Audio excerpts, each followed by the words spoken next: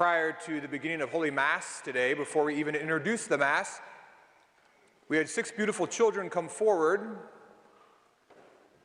and place 6 roses here in the sanctuary in honor of Our Lady. Those 6 children and those 6 roses represent the over 6 million children that have died to abortion since the landmark decision of Roe versus Wade in 1973. For 47 years, faithful Catholics, our Christian brothers and sisters, devout Jews, and people of goodwill have gathered in Washington, D.C. to protest the scourge of abortion. Our first reading from the book of the prophet Isaiah and our gospel passage then re-quotes the prophet saying this: "The people who walked in darkness have seen a great light. On those dwelling in a land overshadowed by death, light has arisen." This past Friday at the March for Life, many, many people walked in a land of darkness. Many people walked in a country overshadowed by death. The death of 6 million children, and oftentimes the spiritual and the emotional death of every mother and father and grandmother and grandfather of those aborted children. And yet, my dear people, just as the gospel passage says, and just as the prophet Isaiah says, a light has arisen, a great light. I'd like to quote one of the speakers from the March for Life this past year. For those of you who have attended, and we of course had people from All Saints Parish that attended the march this past year, the march starts actually down by the Washington Memorial, the big obelisk that towers in our city. The march begins with a rally with speakers and presenters from all over the country. And then the thousands of marchers make their way up Constitution Avenue to the Supreme Court, where they pray and they publicly beg for the overturning of Roe versus Wade. Every year there's tremendous speakers. I'd like to quote one of those speakers who spoke this year at the rally. This is what he said: "Young people are the heart of the March for Life, and it's your generation that's making America pro-life and pro-family. The pro-life movement is led by strong women, amazing faith leaders, and brave students. All of us that are here today understand an eternal truth that every child is precious and a sacred gift from God. When we see the image of a baby in a womb, we glimpse the majesty of God's creation.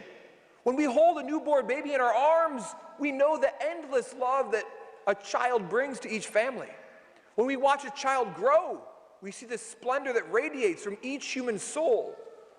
One life changes the world. As the Bible tells us, each person is wonderfully made." To all the moms that are here today, we celebrate you. And we declare that mothers are heroes. Your strength, your devotion, and drive is what powers our nation. Because of you, dear mothers, our country has been blessed with amazing souls who have changed the course of human history. The pro-life women that are here today, your devotion and your leadership uplifts our entire nation. You stand for life each and every day. You provide housing and education and jobs and medical care to women that you serve. Our pregnancy care centers find loving places of adoption for children in need of a home. You host baby showers for expectant mothers who can't afford the things they need. And you make it your life's mission to spread God's grace. We cannot know what our citizens that are yet unborn will achieve, the dream that will imagine the masterpieces that have been created, the discoveries that they will make. But we know this: every life brings love into this world, and every child brings joy to a family, and every child is worth protecting. Above all, we know this, that every human soul is divine, and every human life, born and unborn, is made in the holy and almighty image of God.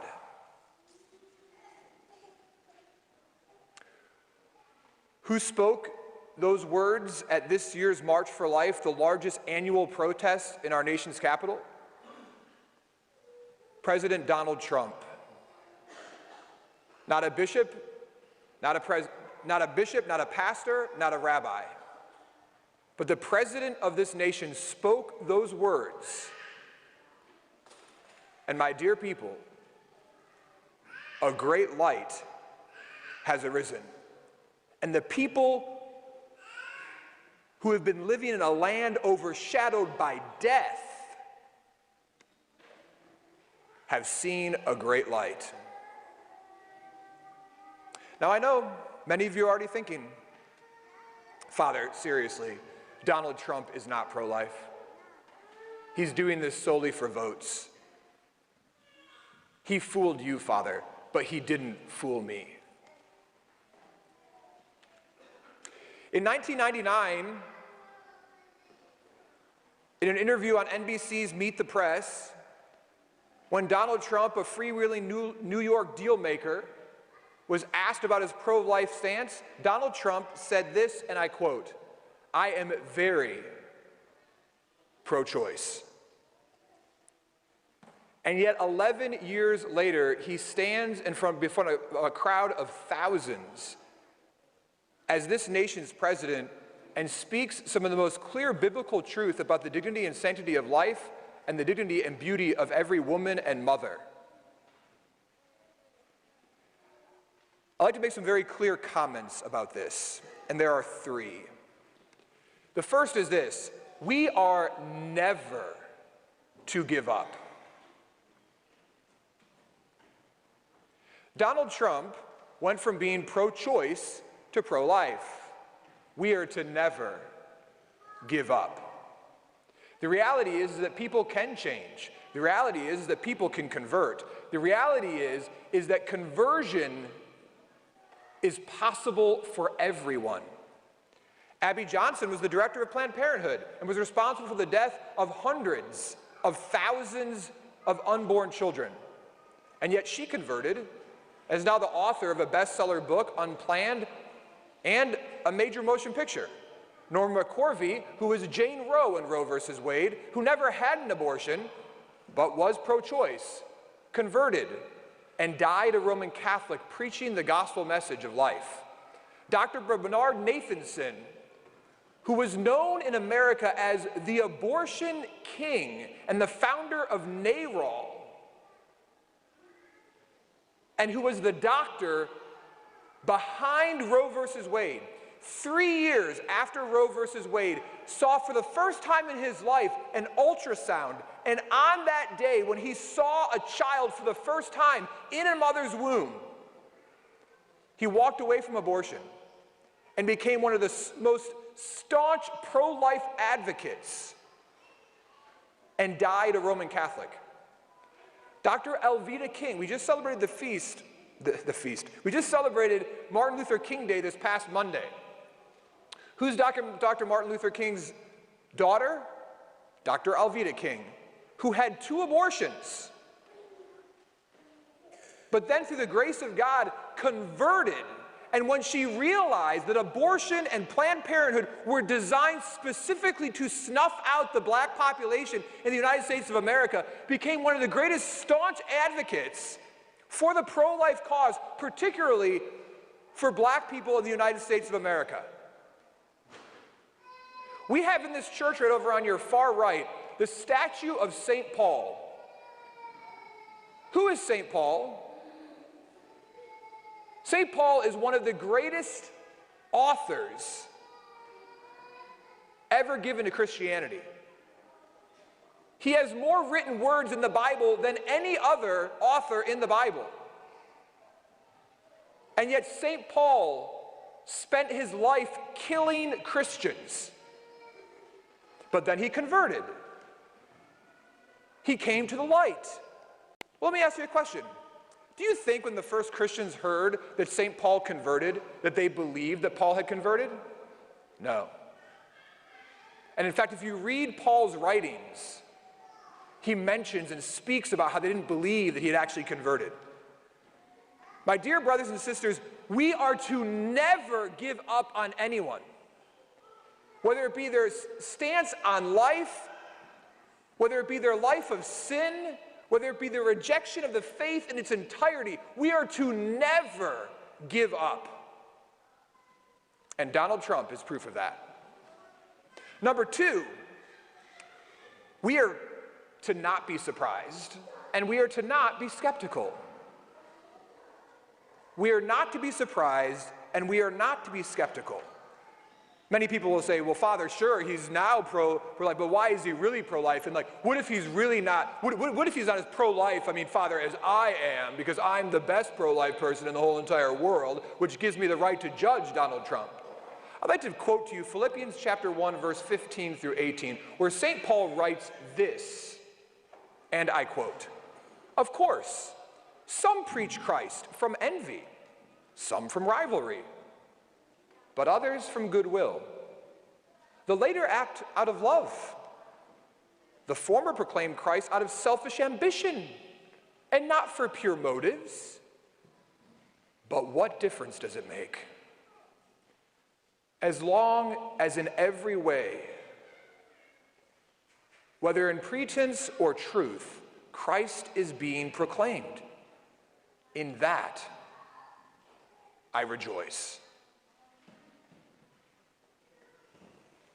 Everyone should be rejoicing that Donald Trump, the first president of the United States to ever speak at the March for Life, had the boldness and the courage to stand with a cause that is so dear to anyone who understands the importance of marriage, life, family, and the fact that God is the author of life. We should be rejoicing with St. Paul, who's rejoicing in heaven over this conversion, no matter what the motives are.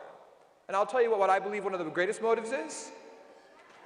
The First Lady, who, if you don't know, is Catholic, who, if you don't know, is pro-life, which is a reminder to every single one of us is how do people convert in our world? Through relationships.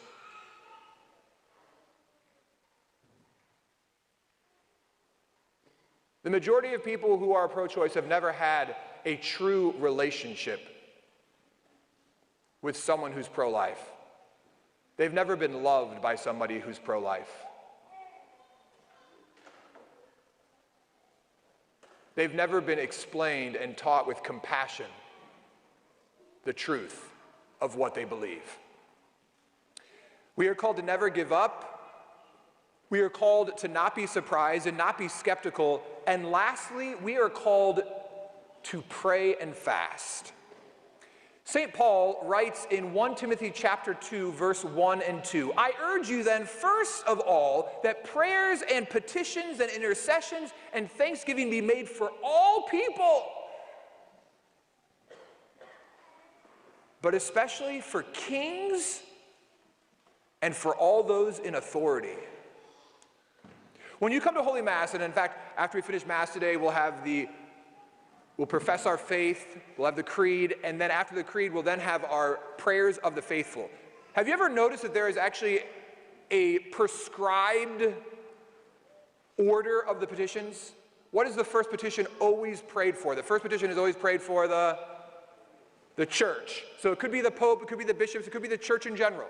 The second petition is always offered for politicians, the nation, governmental leaders.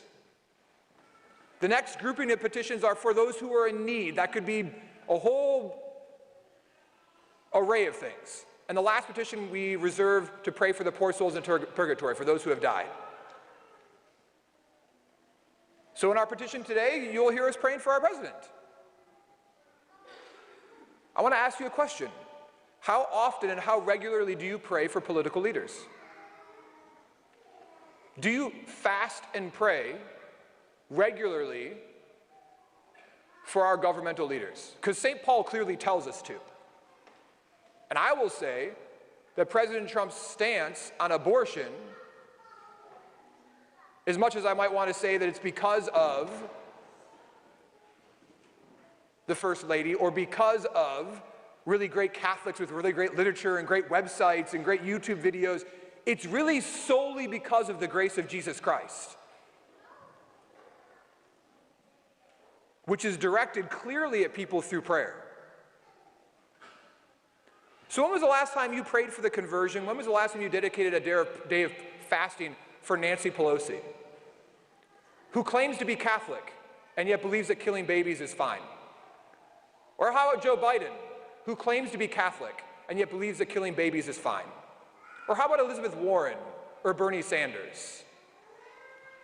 Because they should be prayed for every single day if we believe that 1 Timothy chapter 2, verse 1 and 2 is true. Because we should be praying for our political leaders. But secondly, and I think it's really awesome how St. Paul says this. He says, pray for kings, which means our political leaders. But then he says, and all those in authority. Who has the greatest authority over us in our world right now? It's actually not politicians. It's actually those in the entertainment industry and in the mass media who literally dictate the clothes you wear, your music, your vocabulary, and your culture. And the reality is culture eats strategy for breakfast. So when was the last time you prayed for Ellen DeGeneres and fasted for Ellen DeGeneres? Or Miley Cyrus, or Lady Gaga, or Pink, or Chris Evans, or John Legend? When I was in college, after I had my conversion, I remember sitting down one day with a group of seminarians and we were trying to figure out, if we wanted to convert the whole entire world, like how would you do it? And we committed that day, we made a list of names of people that we were gonna pray and fast for their conversion. It hasn't happened yet, but it took, Donald Trump was pro-choice in 1999 and it took 11 years, so you never know when it's gonna happen. But on that list, to note, was Madonna. And I still fast and pray for Madonna. Imagine if she converted.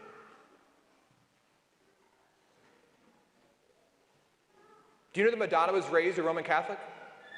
Do you know that she named her kids Lourdes and Fatima? God is ripe and ready to set her on fire. And if she converted, the light she could bring to a world of darkness.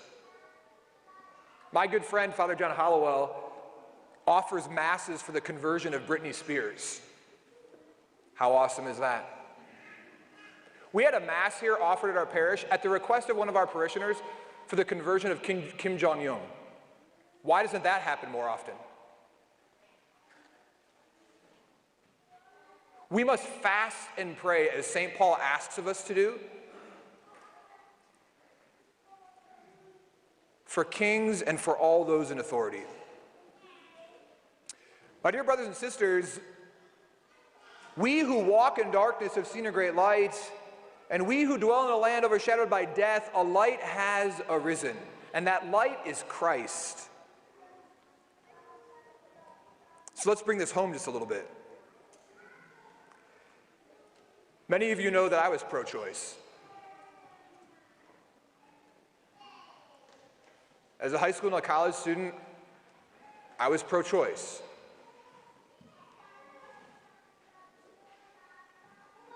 Do you believe that I'm pro-life now? Then why can't you believe the same about Trump? And why am I pro-life?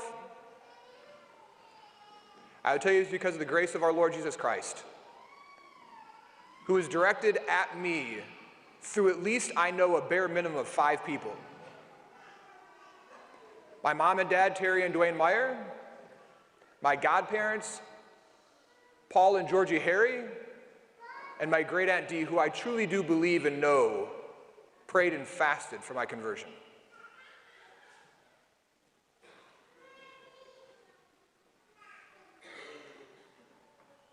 We must never give up on anyone. We must fast and pray. I don't care whether it's a son, a daughter, a grandson, a granddaughter, a neighbor, a brother, a sister, or even yourself. Conversion is always possible. And the people, meaning the individuals, the people who walked in darkness, have seen a great light. I don't know what darkness is in your life. It might be alcohol, it might be addiction, it might be pornography, it might be a tough marriage, a bad job, financial difficulties. It might be abuse. But my dear people, we must never give up. Know that I fast and pray for you. I know that there is hope for all. My dear people, may we be with St. Paul in rejoicing in the graces that have been showered upon our nation. May we be thankful for the gift of life. May we never give up, and may we always pray and fast. And through God's grace, may we be blessed, and may God bless us. Amen.